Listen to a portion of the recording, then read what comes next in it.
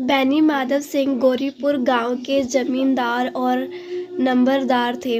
उनके पितामह किसी समय बड़े धान्य संपन्न थे।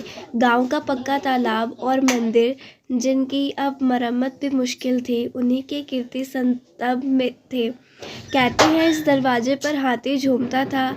अब उसकी जगह एक बूढ़ी भैंस थी, जिसके शरीर में अस्थि पंजर के सिवा और कुछ शेष न रहा था, पर दूध शायद बहुत देती थी, क्योंकि एक न एक आदमी हांडी के लिए उसके सिर पर सवार ही रहता था। बैनी माधव सिंह अपनी आधी से अधिक संपत्ति वकीलों को भेंट कर चुके थे। उनकी वर्तमान आय 1000 रुपये वार्षिक से अधिक न थी। ठाकुर साहब के 2 बेटे थे। बड़े का नाम श्रीकंठ सिंह था। उसके बहुत के दिनों के परिश्रम और उद्योग के बाद B.Ed की डिग्री प्राप्त की थी। अब एक दफ्तर में नौकर था। छोटा लड़का लाल बिहारी सिंह दोहरे बंधन का सजीला जवान था। भरा हुआ मुखड़ा, चौड़ी छाती, भैंस के 2 सर, ताज़ा दूध वह उठकर सवेरे पी जाता था। श्रीकंठ सिंह की दशा बिल्कुल विपरीत थी। इन नेत्रप्रिय गुणों को उन्होंने इन्हीं 2 अक्षरों पर न्योछावर दिया था। इन 2 अक्षरों ने उनके शरीर को निर्बल और चेहरे को कांतिहीन बना दिया था। इसी से वैदिक ग्रंथों पर उनका विशेष प्रेम था। आयुर्वेदिक औषधियों पर उनका अधिक विश्वास था। शाम 7 उनके कमरे से प्रायः खरल की सुरीली कर्णमधुर ध्वनि सुनाई दिया करती थी। लाहौर और कलकत्ते के वैद्यों से बड़ी लिखा पड़ी रहती थी।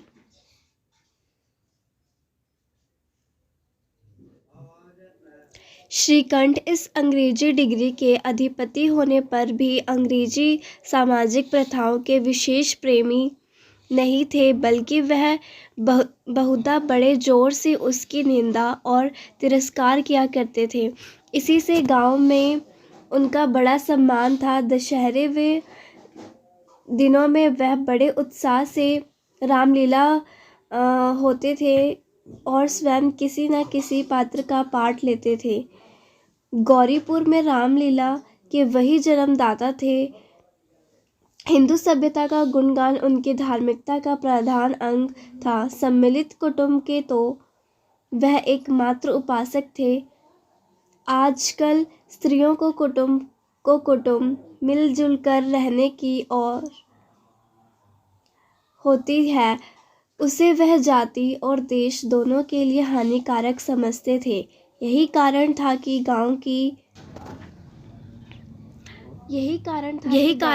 गांव की महिलाएं उनकी निंदक थी।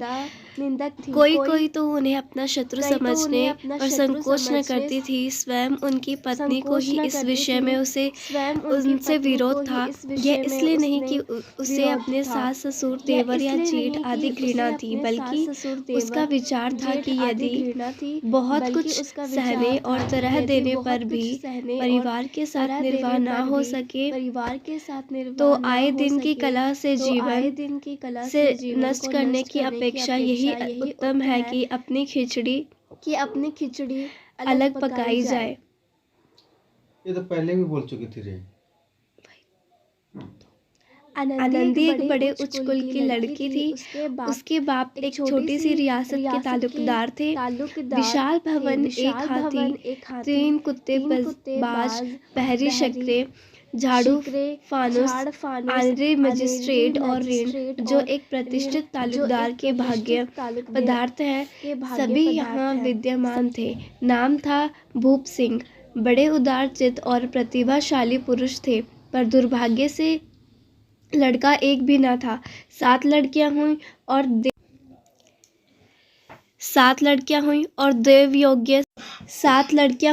देव योग्य से सबकी सब जीवित रहीं। पहली उमंग तो उन्होंने 3 ब्याह दिल खोल कर किए, पर 15-20 हजार रुपयों का कर्ज सिर पर हो गया तो आंखें खुली, हाथ समेट लिए। आनंदी चौथी लड़की थी। वह अपनी सात सब बहनों से अधिक रूपवती और गुणवती थी। इससे ठाकुर भूप सिंह उसे बहुत प्यार करते थे। सुंदर संतान को कदाचित उसके माता पिता भी अधिक चाहते थे।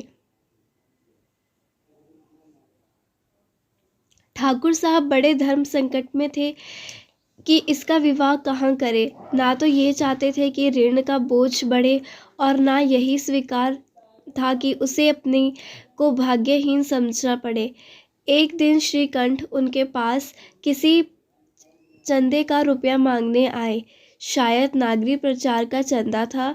भूप सिंह उनके स्वभाव पर रीझ गए और धूमधाम से श्रीकंठ सिंह का आनंदी के साथ ब्याह हो गया। आनंदी अपने नए घर में आई तो यहाँ का रंग ढंग कुछ और ही देखा।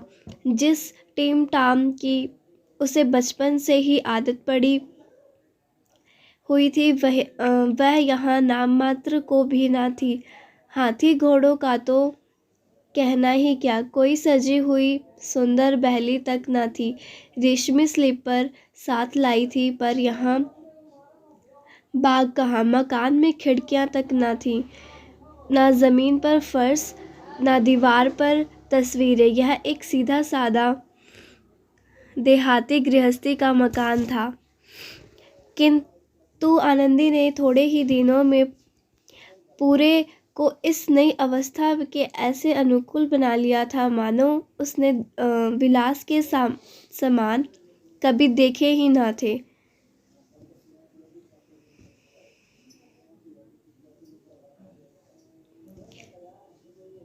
एक दिन दोपहर के समय लाल बिहारी सिंह 2 चिड़ियाँ लिए हुए आया और भावच से बोला, जल्दी से पका दो, मुझे भूख लगी है।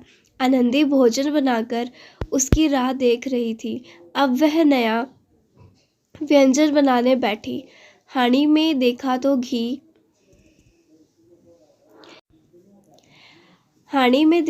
घी पाव भर से अधिक न था। बड़े घर की बेटी खियाफत क्या जाने। सने सब घी मांस में डाल दिया। लाल बिहारी खाने बैठा तो दाल में घी न था। बोला, दाल में घी क्यों नहीं छोड़ा? आनंदी ने कहा, घी सब मांस में पड़ गया। लाल बिहारी जोर से बोला, अभी परसों घी लाया है, इतना जल्द उठ गया? आनंदी ने उत्तर दिया, आज तो कल पाव भर रहा होगा, सब मैंने मांस में डाल दिया। जिस तरह सूखी लकड़ी जल्दी से जल उठती है, उसी तरह क्षुधा से बावला मनुष्य जरा जरा सी बात पर तिनक जाता है। लाल बिहारी को भावच की यह ढिठाई बहुत बुरी मालूम हुई। तिनक कर बोला, मेके में तो चाहे घी की नदी बहती हो, स्त्री गालियां सह लेती हैं, मार भी सह लेती हैं, पर मौके की निंदा उससे नहीं सही जाती। आनंदी मुंह फेर कर बोली, हाथी मरा भी तो 9 लाख का, वहाँ इतना भी नित्य नाई का हार कहा जाते। लाल बिहारी जल गया। थाली उठाकर पलट दी और बोला, जी चाहता है जी पकड़कर खींच लूं। आनंद को भी क्रोध आ गया, मुंह लाल हो गया। बोली, वह होते तो आज इसका मजा चखाते।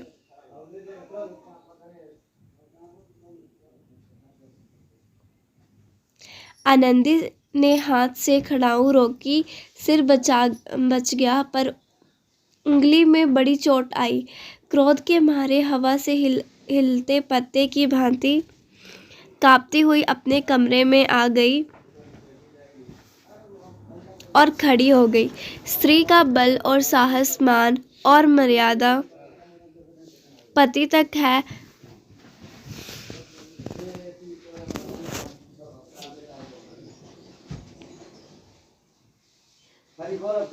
उसे अपने पति के बल और पुरुषत्व का घमंड होता है। आनंदी खून का घूंट पीकर रह गई। श्रीकंठ सिंह शनिवार को घर आया करते थे। बृहस्पति को यह घटना हुई थी। 2 दिन तक आनंदी को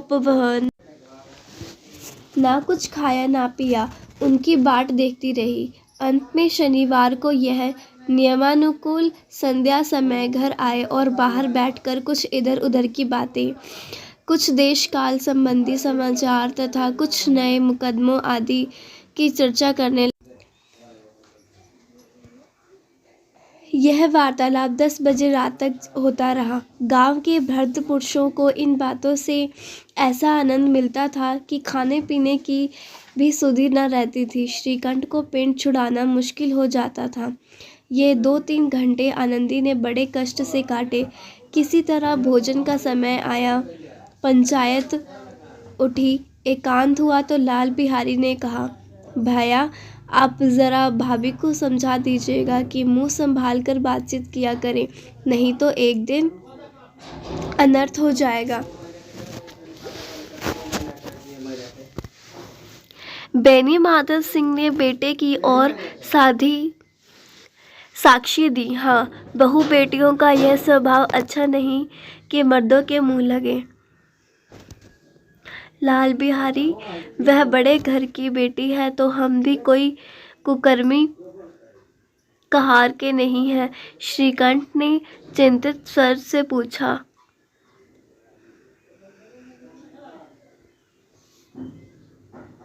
आखिर बात क्या हुई? लाल बिहारी ने कहा, कुछ भी नहीं, यूं ही आप उलझ पड़ी।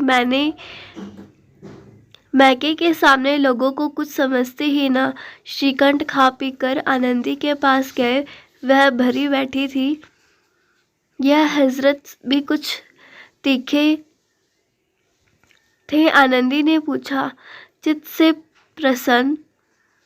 श्रीकंठ बोले, बहुत प्रसन्न है, पर तुमने आजकल घर में यह क्या उपद्रव मचा रखा है? आनंदी की त्योरियों पर बल पड़ गए। झुंझलाहट के मारे बदन में ज्वाला सी दहक उठी। बोली, जिसने तुमसे यह आग लगाई है उसके पांव मुंह झुलस दे। श्रीकंठ, इतनी गर्म क्यों होती हो, बात तो कहो।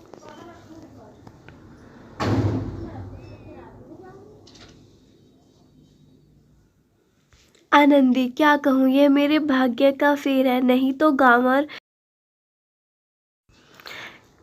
गंवार छोकरा जिसको चपरासीगिरी करने का भी शौर नहीं, मुझे खड़ाऊ से मारकर योना अकड़ता। श्रीकंठ, सब हाल साफ साफ कहा तो मालूम हो, मुझे तो कुछ पता है नहीं। आनंदी, परसों तुम्हारे लाडले भाई ने मुझसे मांस पकाने को कहा।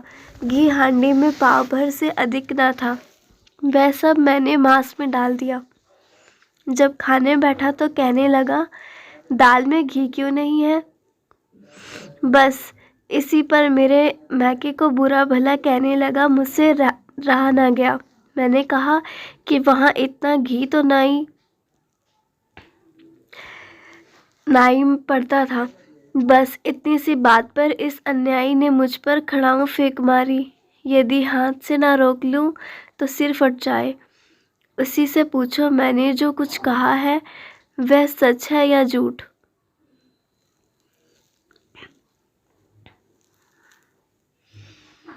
श्रीकंठ की आंखें लाल हो गई। बोले, यहाँ तक हो गया इस छोकरे का यह साहस। आनंदी स्त्रियों के स्वभाव अनुसार रोने लगी, क्योंकि आंसू उनकी पलकों पर रहते हैं। श्रीकंठ बड़े धैर्यवान और शांति पुरुष थे। उन्होंने कदाचित ही कभी क्रोध आता था। स्त्रियों के आंसू पुरुष की क्रोध अग्नि भड़काने में तेल का काम देते हैं। रात भर करवटें बदलते रहे। उद्विग्नता के कारण पलक तक न झपकी।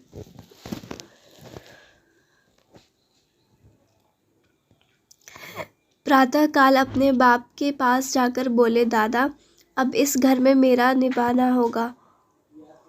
इस तरह की विद्रोहपूर्ण बातें कहने पर श्रीकंठ ने कितनी ही बार अपने कई मित्रों को आड़े हाथों लिया था, परंतु दुर्भाग्य आज उन्हें स्वयं वे ही बातें अपने मुंह से कहनी पड़ी।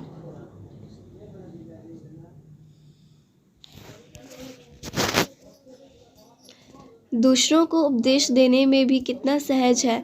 बेनी माधव सिंह घबरा उठे और बोले, क्यों श्रीकंठ? इसलिए कि मुझे भी अपनी मान प्रतिष्ठा का कुछ विचार है। आपके घर में अब अन्याय और हठ का प्रकोप हो रहा है। जिनको बड़ों का आदर सम्मान करना चाहिए वे उनके सिर चढ़ते हैं। मैं दूसरों का नौकर ठहरा घर पर रहता नहीं। यहाँ मेरे पीछे स्त्रियों पर खड़ाऊ और जूतों की बौछारें होती हैं। कहीं बात तक चिंता नहीं। कोई एक की दो कल है, वहाँ तक मैं सह सकता हूँ, किंतु यह कदापि नहीं हो सकता कि मेरे ऊपर लात घूंसे पड़े और मैं दम न मारूं।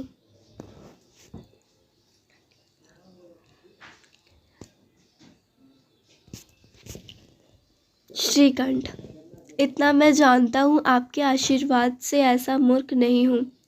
आप स्वयं जानते हैं कि मेरे ही समझाने बुझाने से इसी गांव में कई घर संभल गए, पर जिस स्त्री का मान प्रतिष्ठा का ईश्वर के दरबार में उत्तरदाता हूँ, उसके प्रति ऐसा घोर अन्याय और पशुवत व्यवहार मुझे असह्य है। आप सच मानिए, मेरे लिए यही कुछ कम नहीं है कि लाल बिहारी को कुछ दंड नहीं होता।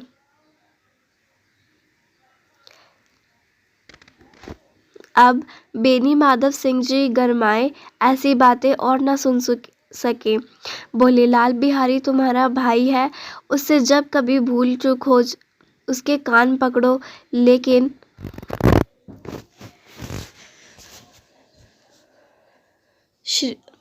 श्रीकंठ, लाल बिहारी को मैं अब अपना भाई नहीं समझता।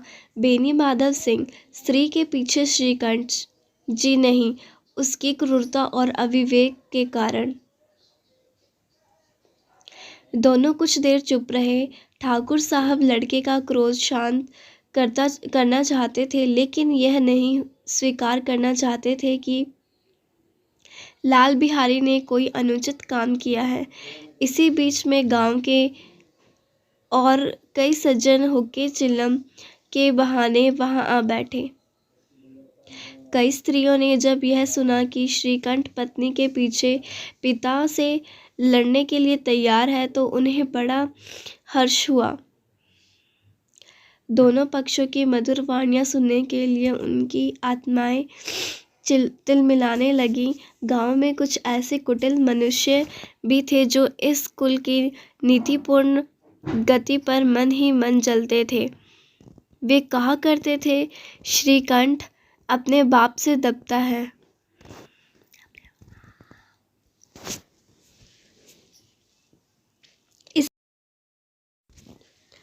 इसलिए वह दब्बू है। उसने विद्या पढ़ी है, इसलिए वह किताबों का कीड़ा है।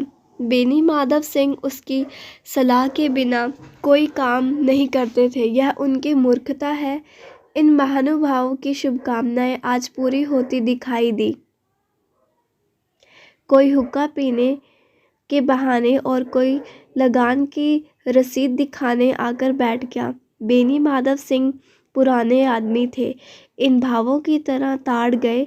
उन्होंने निश्चय किया, चाहे जो कुछ ही क्यों ना हो, इन द्रोहियों को ताली बजाने का अवसर ना दूंगा। तुरंत कोमल शब्दों में बोले, बेटा मैं तुमसे बाहर नहीं हूँ, तुम्हारा जो जी चाहे करो। अब तो लड़के से अपराध हो गया।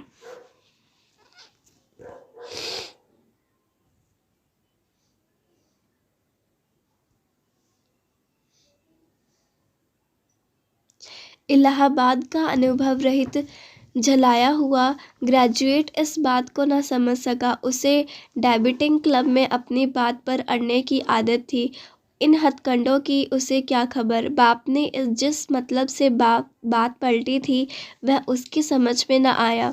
बोला, लाल बिहारी के साथ अब इस घर में नहीं रह सकता।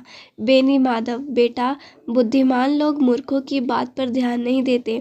वह बेसमझ लड़का है, उससे जो कुछ भूल हुई है उसे तुम बड़े होकर क्षमा कर दो। श्रीकंठ, उसकी इस दुष्टता को मैं कदापि नहीं सह सकता। या तो वह घर में रहेगा या मैं ही आपको। यदि वह ठीक अधिक प्यारा है तो मुझे विदा कीजिए, मैं अपना भार आप संभाल लूँगा। यदि मुझे रखना चाहते हैं तो उसे कहिए जहाँ चाहे चला जाए, बस यह मेरा अंतिम निश्चय है। लाल बिहारी सिंह दरवाजे की चौखट पर चुपचाप खड़ा बड़े भाई की बात सुन रहा था। वह उनका बहुत आदर करता था। उसे कभी इतना साहस न हुआ कि श्रीकंठ के सामने चारपाई पर बैठ जाए। हुक्का पी ले आया, पान खा लो। बाप का भी वह इतना मान न करता था। श्रीकंठ भी उस पर हार्दिक स्नेह था। अपने होश में उन्होंने कभी उसे धुड़का तक न था। जब वह इलाहाबाद से आते तो उसके लिए कोई न कोई वस्तु अवश्य लाते। मुकद्दर की जोड़ी उन्होंने ही बनवा दी थी। पिछले साल जब उसने अपने से ड्योढ़े जवान को नाग पंचमी के दिन दंगल में पछाड़ दिया तो उन्होंने पुलकित होकर अखाड़े में ही जाकर उसे गले लगा लिया था। 5 रुपए के पैसे लुटाए थे। ऐसे भाई के मुंह से आज ऐसी हृदय विदारक बात सुनकर लाल बिहारी को बड़ी ग्लानि हुई। वह फूट फूट कर रोने लगा। इसमें संदेह नहीं कि अपने किए पर पछता रहा था। भाई के आने से एक दिन पहले से उसकी छाती धड़कती थी कि देखूं भैया क्या कहते हैं।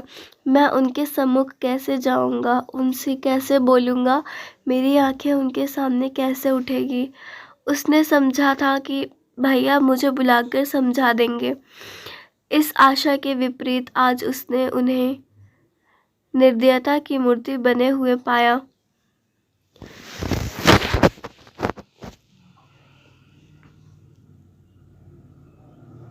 वह मूर्ख था, परंतु उसका मन कहता था कि भैया मेरे साथ अन्याय कर रहे हैं। जिस समय लाल बिहारी सिंह सिर झुकाए आनंदी के द्वार पर खड़ा था, उसी समय श्रीकंठ सिंह भी आंखें लाल किए बाहर से आए।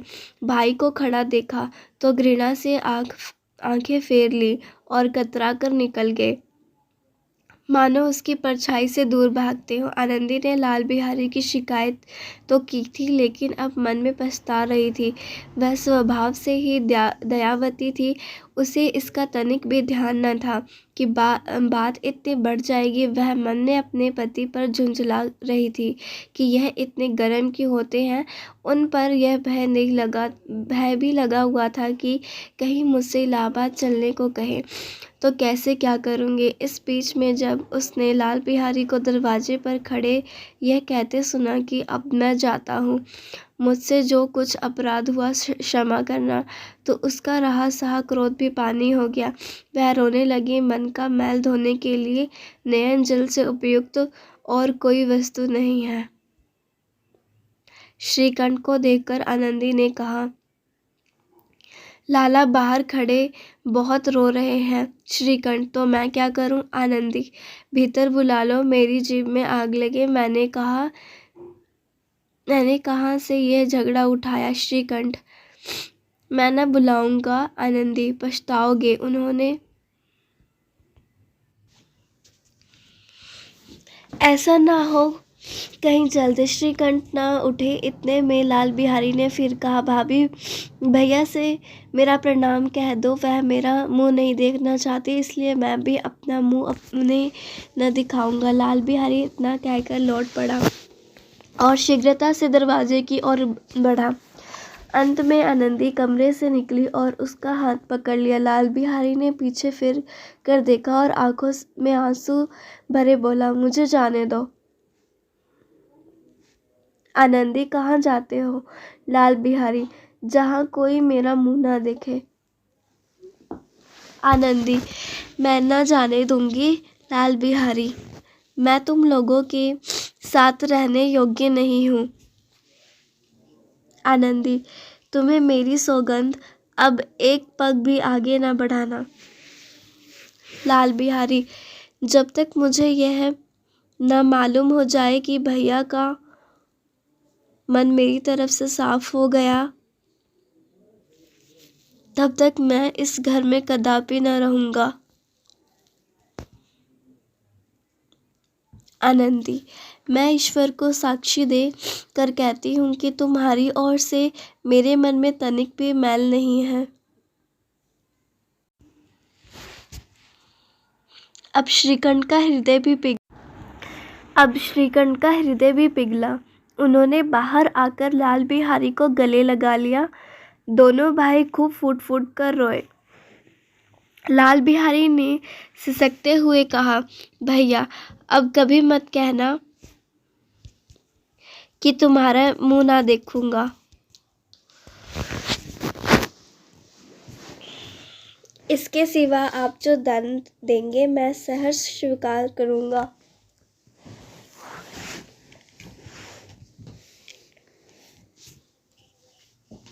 श्रीकंठ ने कांपते हुए स्वर में कहा, लल्लू इन बातों का बिल्कुल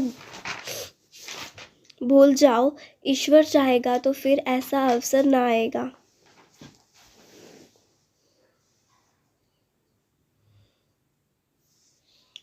बेनी माधव सिंह बाहर से आ रहे थे। दोनों भाइयों को गले मिलते देखकर आनंद से पुलकित हो गए। बोल उठे, बड़े घर की बेटियां ऐसी ही होती हैं।